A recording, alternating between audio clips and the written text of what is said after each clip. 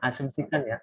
Karena saya mengasumsikan nggak membaca data semua dan saya bisa mendefinisikan, oh kira-kira mungkin dari keterangan inilah saya bisa menghitung average dari pembayaran biaya listrik, air, gas, dan telepon. Itu untuk nomor 1. Nanti saya share. Nggak selalu harus seperti ini, tapi memang monggo kalau tadi pendekatannya Mas Panda menggunakan kode akun bisa. Tapi harus, kalau menurut saya harus dua-duanya supaya mengaverage-nya bisa atas dua-duanya. Karena siapa tahu mungkin ada kode akun di luar itu, mungkin ya. Saya nggak tahu sih. Nggak apa. Oke, nomor 2.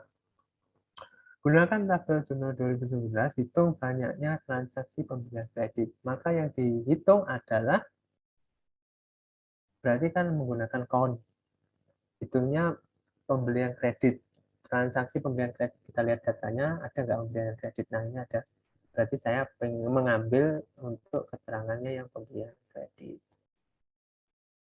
Saya ambil secara exact juga bisa, menggunakan like juga bisa.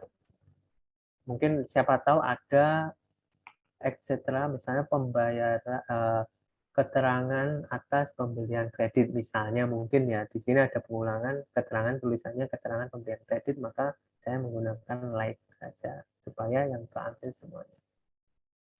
Dan hasilnya adalah kira-kira seperti ini.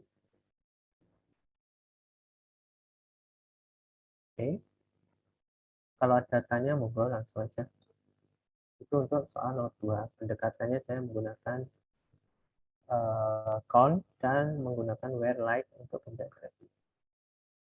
Sekarang nomor 3. Menghitung jumlah kolom debit dan kolom kredit dikelompokkan per kode akun. Dikelompokkan per kode akun berarti kan perkelompokan.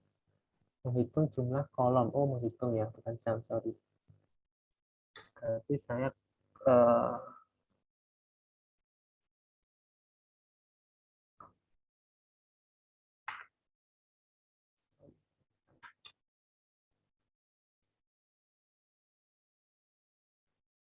ini jadinya menghitung jumlah.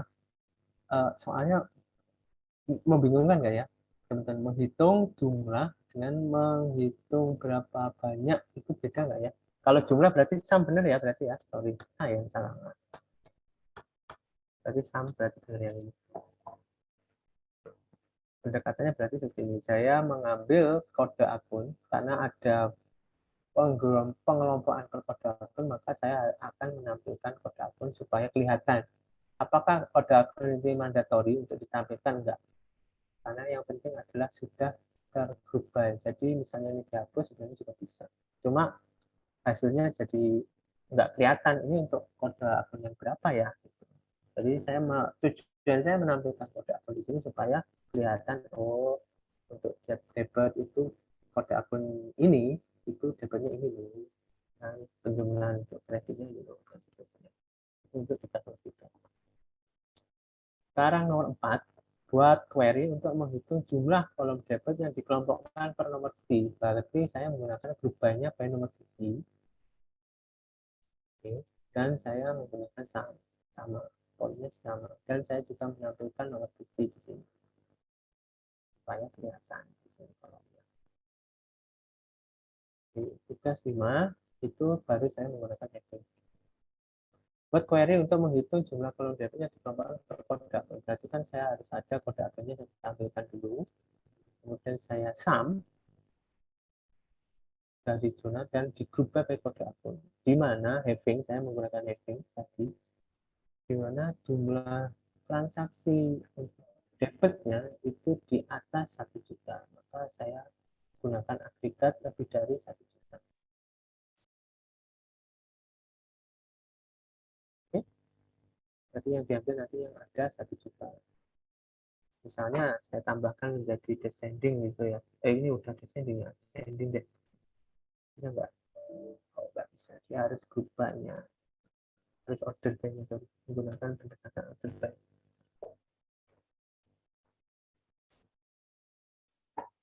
Ini bisa. Ini kan secara default ya. Berarti dia, sorry. Descending itu hanya bisa digunakan menggunakan rumus order by. Sorry, kalau belum nggak bisa. Jadi order by untuk descending, ascending itu hanya untuk pengorderan. No. Oke. 1 sampai 5 ada kendala? Waduh, 15 menit ya. Oh, ini ada penjelasannya. Advanced filternya bisa teman pakai di sini.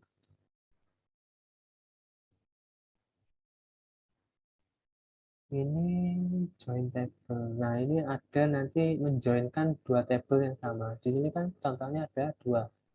Maka ini saya ingin gabungkan menjadi satu table untuk diambil satu data penuhnya, baru saya lakukan olahan. Itu juga bisa menggunakan SQL.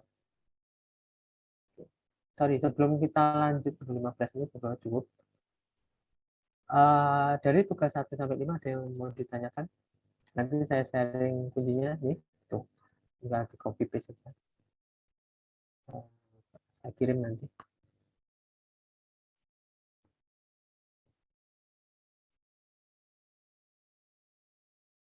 Oke, masih bingung ya? Mohon maaf ya, memang perlu latihan. Minggu depan kita full latihan aja berarti ya. Karena ada join juga di sini. Jadi untuk menggabungkan dua akun yang sama.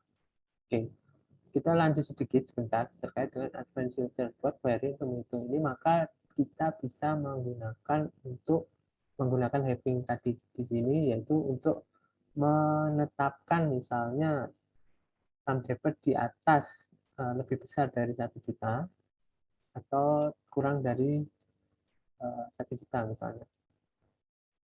Jadi kita bisa menggunakan pendekatan misalnya OR. Di sini kita sama seperti Excel fungsinya dan bisa kita pakai juga. Jadi ya, contohnya seperti ini. Select kode akun, saya langsung copy paste soalnya besok.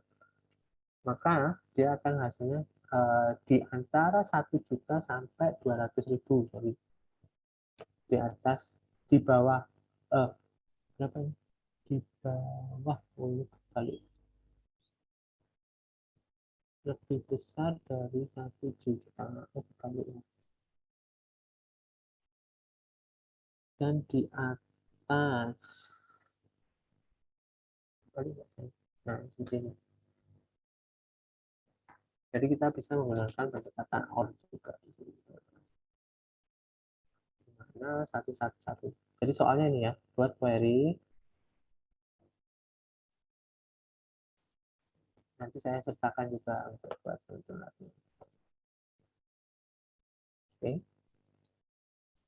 Dan fitur ada seperti itu. Jadi kita bisa menggunakan OR, bisa menggunakan AND, bisa menggunakan fungsi-fungsi sama lain yang di Excel juga kita bisa terapkan beberapa.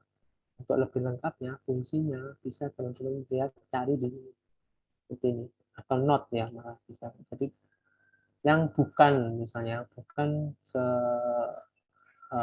kode apa gitu misalnya kita juga pakai. Bahkan dicoba sendiri. Ini alamatnya SQL. W3 School ada di slide paling terakhir. Oke, kita lanjut sedikit. Kita ingin menyisipkan nama akun. Masalahnya nama akun ada di tabel bagian akun. Jadi asumsinya seperti ini, teman-teman. Data. Kita ingin menyisipkan dari jurnal 2019 itu ada nama akunnya sebenarnya. Cuma masalahnya ini kan terpisah nih jurnal 2019 tabelnya dengan tabel bagian akun. Maka kita bisa menggunakan pendekatan join ini. Contohnya seperti ini. Oke, kita Ctrl T, panjang banget. Maaf salah. Seperti di sini. Silakan ambil contohnya. Kenapa ada A di sini? Karena kita mendefine bahwa jurnal 2019 itu kita define sebagai A dan bagian akun sebagai B. Kemudian kita left join kan. Left join itu nanti apa? Saya akan bantu jelaskan. Seperti ini join query. Jadi ada kemungkinan ada empat metode join. Yang pertama ada inner, left, right, and full outer. Nah, left join itu adalah mengambil tabel 1 kita ambil semua, sedangkan tabel 2 itu adalah mengambil hanya sebagian yang kita butuhkan saja. Berarti kan di sini jurnal 2019 yang kita ambil semua, dan yang kita butuhkan saja di bagian akun, itu yang kita ambil datanya. Contohnya seperti ini. Nah, ini ilustrasinya adalah seperti ini. Kita join itu hanya mengambil, asumsikan orangnya itu ini ya, ini tabel A, tabel B. Maka kalau kita left join-kan, maka kita ambil yang sama saja. Berarti yang rambutnya ini enggak ada, berarti tambah beri warna. Berarti bisa seperti itu. Kalau inner itu hanya yang sama antara dua tabel. Kalau left join berarti yang diambil semua adalah yang sebelah kiri, sedangkan left join itu adalah yang sebelah kanan. Kalau full order maka diambil dua-duanya secara penuh. Mungkin ini akan sedikit membingungkan kalau nggak dicoba. Monggo nanti dicoba aja untuk yang slide nomor 31. Maka dia akan mengambil kode tadi apa ya, nama akunnya ya. Kode akun sama dengan kode. Nah, ini pendekatannya adalah penggunaan primary key-nya adalah kode akun karena dua-duanya itu memiliki data yang sama di kode akun. Contohnya seperti ini. Ini kan kode akunnya ada nih. Dan akunnya juga ada nih kode akun. Nah, diambilnya kode akun yang sama ini supaya nanti left join metode join yang dipakai nanti akan menggunakan metode yang menggunakan basic data yang mana. Kalau kita lihat di query, maka di query nomor 8 yang terakhir, maka jurnal 2019 lah yang nanti akan diambil secara penuh. Secara penuh ya. Sehingga nanti yang tidak ada di 2019 maka tidak akan diambil oleh si query-nya. Di bagian akun misalnya satu-satu itu enggak ada gitu misalnya ya, maka dia tidak akan diambil sebagai query ini. Itu. Bentar.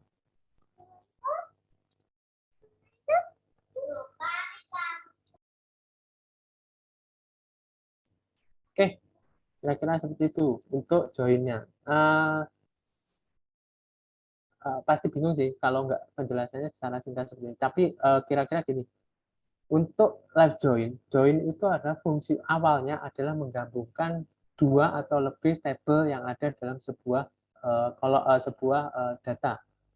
Di sini di metode join itu ada setidaknya ada 4 metode, yaitu left, right, inner, dan full outer. Left itu hanya mengambil bagian sebelah mana, tergantung mana yang ditampilkan pertama kali. Misalnya seperti ini nih, jurnal 2019, maka yang kita ambil yang penuh ada di 2019. Kalau red join, maka yang diambil penuh adalah yang di bagian akunnya. Kalau full order, maka yang diambil adalah dua-duanya. Oke. Kalau inner join itu hanya mengambil yang sama antara dua tabel yang kita ambil di sini. Nah, kenapa harus ada A, B, C, D, A, B seperti ini adalah karena kita menamakannya sebagai jurnal A dan B. Tujuannya adalah supaya kita, kalau tabelnya bentuknya banyak, maka yang diambil adalah A, maka yang diambil tanggalnya adalah diambil dari tabel yang berasal dari jurnal 2019. Dengan B di sini, kode di sini adalah yang diambil dari bagian akun, karena kita define sebagai B. On di sini berarti untuk join itu selalu ada join on atas apa. Nah, dari dua tabel ini yang sama adalah kode akunnya, maka yang kita joinkan adalah dari kode akun. Kira-kira seperti itu membingungkan nggak teman-teman? Sorry.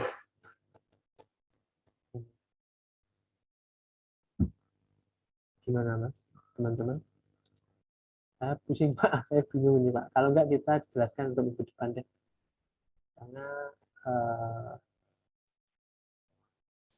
agak ribet nih kalau enggak disambil langsung lagi.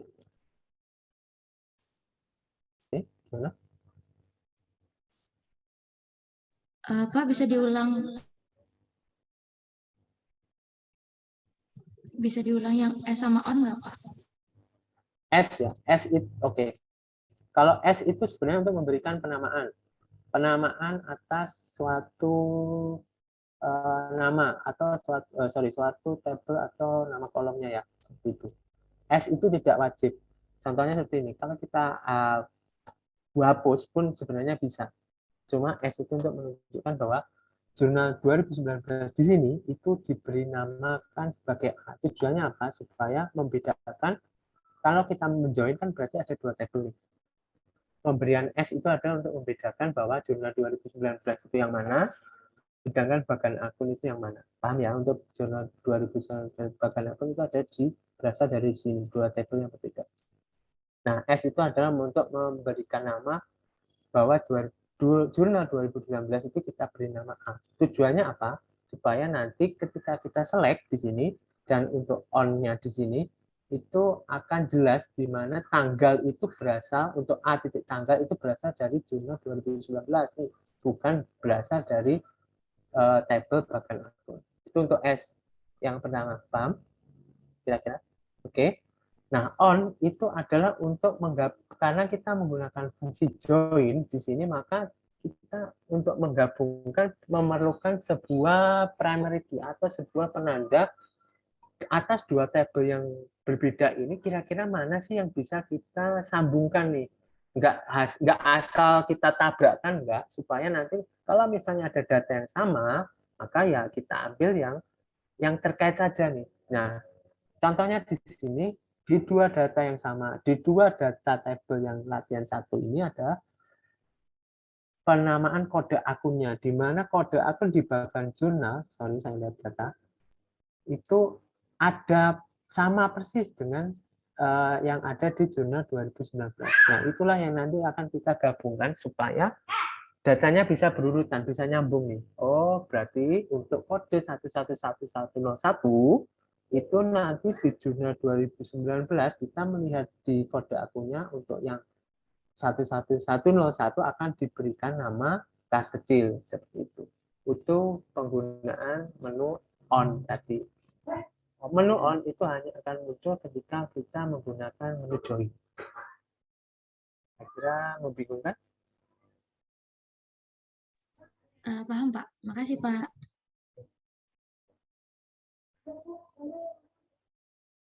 Oke, ini join ya. Ini tugasnya berarti nggak bisa sampai join dulu ya. Mau saya kasih latihan soal untuk join nggak? Saya sudah persiapkan soalnya. Buat latihan sih sebenarnya. PR 9. Sudah ada jawabannya buat latihan. Tugasnya adalah untuk latihan. Jadi ini latihannya kita pakai latihan 2. Silahkan tampilkan data seperti ini. Cuma ini ada kebutuhan untuk menjoin. Kalau enggak ya saya kasih yang joinnya minggu depan aja. Monggo yang mau diinginkan buat latihan. Kalau mau latihan sekarang ya nggak apa-apa. Nanti kita bahas bareng-bareng di minggu depan. Atau sekalian aja ya, nggak apa-apa ya, buat belajar ya. Tugasnya dinilai nggak usah, buat latihan aja. Kalau mau kelompok boleh, individu juga boleh. Yang penting tujuan saya memberikan tugas adalah untuk memberikan latihan supaya teman-teman bisa sih dan tahu, oh kalau saya nggak ngerti di sini, saya ingin tanya ini maksudnya seperti apa. Oke, nanti saya kasih soalnya. Ini untuk join. Saya lanjut sedikit aja 5 menit. Nanti kita jelaskan lagi untuk joinnya. Kalau nggak jelas nanti kita nggak apa-apa, nanti saya ulang di depan. Tugasnya ini skip aja untuk 36.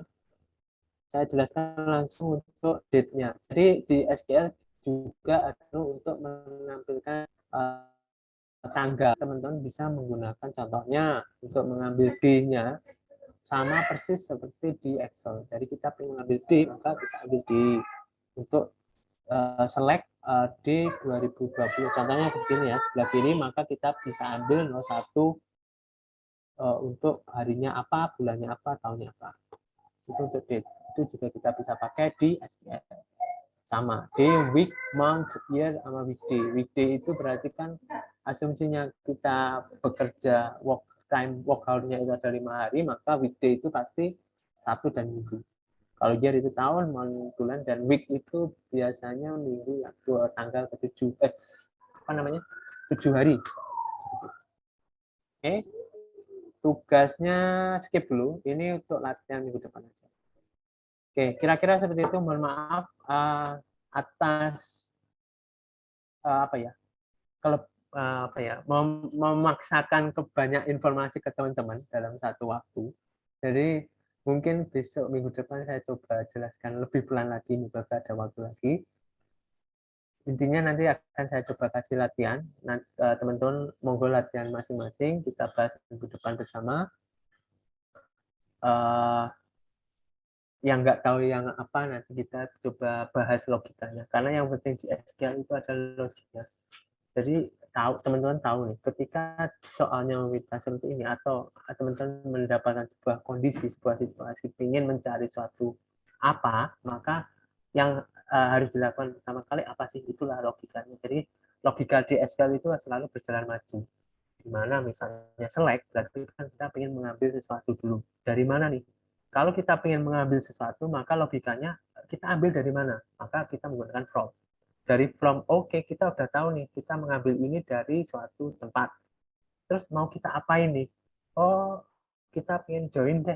Oke, maka kita live joinkan di sini. Yang mau di-joinkan apanya? Misalnya dari jurnal 2019 sama bahkan. Oke, berarti kalau join berarti kira-kira data yang sama yang mana nih? Kalau misalnya menggunakan live join ya. Oh, data yang sama itu adalah kode akun. Oke, udah di-join nih. Data yang sudah di-join ini mau diapain sekarang? Oh, kita ingin lakukan agregat, kita lakukan penjumlahan, maka kita jumlah. Kita ingin lakukan average, maka kita average. Atau yang lain. Atau kita ingin mengambil hanya misalnya keterangan saja yang mengandung listrik, misalnya. Ya, kita ambil yang listrik saja. Seperti itu sih. Logikanya jadi alurnya maju. Setelah kita lakukan query seperti itu, ini perlu diurutkan nggak? Perlu di grouping nggak? Perlu di limit nggak? Perlu yang lain nggak? Seperti itu. Jadi logikanya akan seperti itu. Oke, demikian yang dapat saya sampaikan. Mohon maaf nih, mungkin over ya, maksudnya memang di banyak, tapi waktunya cuma sedikit untuk menjelaskan secara detail. Kira-kira seperti itu. Sementara itu dulu yang dapat saya sampaikan. Minggu depan kita ulangi lagi untuk SQL-nya. Teman-teman saya akan kasih latihan untuk mencoba logika masing-masing sebenarnya. Jadi tidak ada kunci pasti harus seperti ini, enggak. Tapi nanti logikanya seperti apa, monggo diterapkan dalam SQL ini. Kira-kira seperti itu. Terima kasih banyak. Mohon maaf atas segala kekurangan saya untuk penjelasan hari ini. Mungkin akan saya kembalikan ke Mas Aksa dulu ya untuk doa penutupnya. Terima kasih. Baik, terima kasih Pak. Izin memimpin doa penutup. Untuk mengakhiri sesi kuliah kita pada pagi hari ini, ada baiknya kita tutup dengan doa. Berdoa menurut agama dan kepercayaan masing-masing. Berdoa dimulai.